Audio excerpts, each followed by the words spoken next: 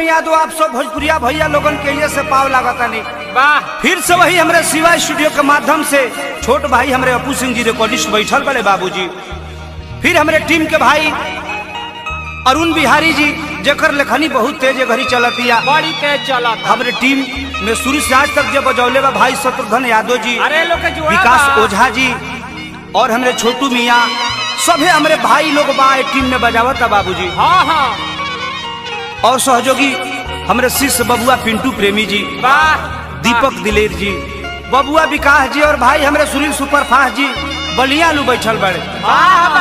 आई सहयोगी हमारे मित्र साथी बाजार समिति सोनू जी बाड़े, टिंकू यादव परसा से बाड़े, राजीव राय संजीव राय हमारे महुआ आलू बाड़े, सनी सिंह जी हमारे पटना से बैठल बाड़े, हमारे भाई एच.के. दीवाना जी, सोनू जसवाल जी, राहुल जी और हमारे वीडियो डायरेक्टर हमारे ऋषि राज जी भी बैठल बड़े बाबूजी, और हमारे अनिल जी रिबिलगंज से,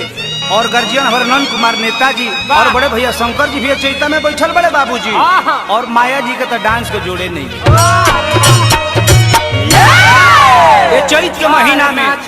देखी कैसे कैसे महसूस होला, यही पर एक औरत अपना मर्द की यहाँ शिकायत करतिया,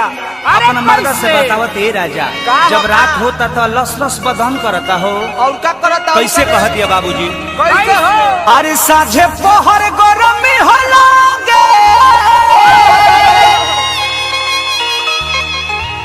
अरे हो तो भोरे लागे हो जा, ओही बेरा मरद हसूते, अरे मौगी के धाके आकावा,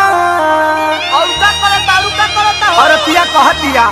अरे तो टप चुएला पसीना ए राम,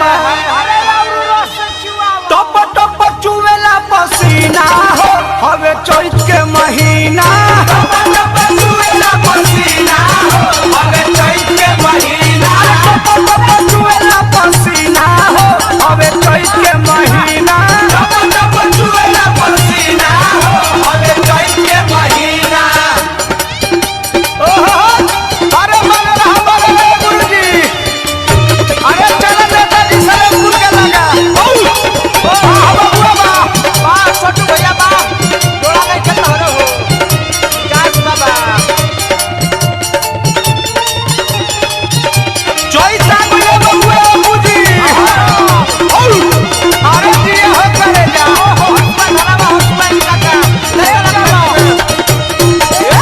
और अतिया कहती अपना मर्दा से, अरे कैसे